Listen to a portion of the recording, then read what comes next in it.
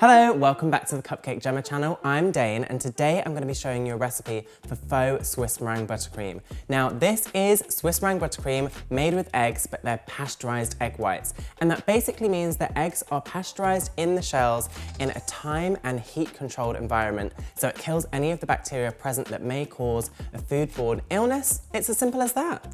And the first thing we're going to do is clean the bowl like usual. I've got some vinegar here, and I'm just going to spray it onto the whisk and inside the bowl and just give it a wipe around with some tissue.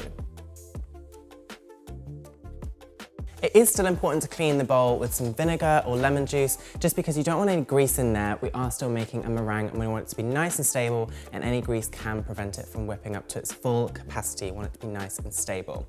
So egg whites, I've got these 2 Chicks egg whites here, and these are the ones you'll most commonly find in the supermarkets if you're in the UK. They come in these cartons and it's just egg whites, they're pasteurized, so it's super easy to use. So straight into the bowl of my mixer, I'm just gonna measure out 250 grams. And the best thing about using these pasteurized egg whites in the carton is they're not globular like regular eggs that you would just crack, so you can measure it out super accurately. And then into the bowl, I'm just gonna sift 500 grams of icing sugar. And the reason we're using icing sugar is because regular Swiss Meringue Buttercream has caster sugar in, but that is grainy compared to this, which is a powder, and we don't have any heat in this recipe to dissolve the grains. So icing sugar is a lot easier because you're gonna get a smoother product a lot quicker. Icing sugar is the way. Just sift this through. If your icing sugar is particularly lumpy, like mine, just use a spoon to push it through the sieve and get rid of those lumps. Pop it onto the mixer and get it on a low speed for just about 30 seconds until the icing sugar has incorporated. If you put it on a high speed to start with, the icing sugar is just gonna fly out everywhere. Then turn it up to a high speed and get it whipping for about 8 minutes.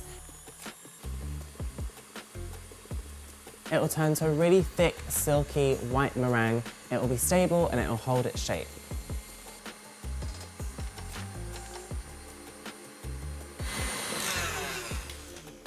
It is done, and the meringue should look a little something like this. So it's super glossy. It's not super stiff, it is a little bit soft, but it's holding its shape on the whisk.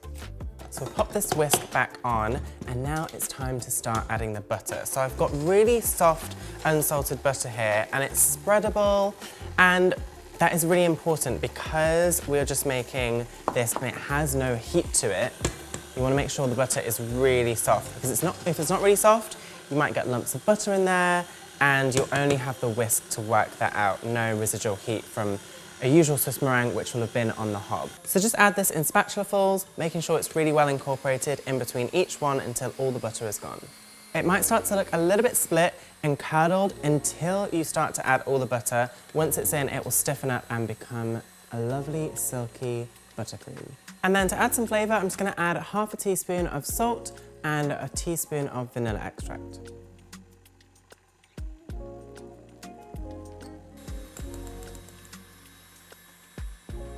And that is it. The Swiss Meringue Buttercream is made. It's super silky smooth, it's really buttery, and it's just a dream to work with. It's super versatile as well. You can add paste or liquid food colorings to this. You can add fruit coulis, you could add chocolate, you could add nut pastes if you want.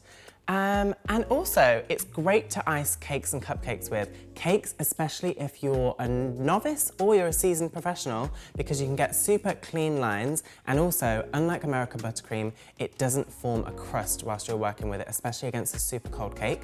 So it gives you a little bit longer to play with. And this will keep out of the fridge at room temperature for about 5 days. That's it. I hope you add this recipe for faux Swiss Meringue Buttercream to your repertoire of basics and use it time and time again. See you next time.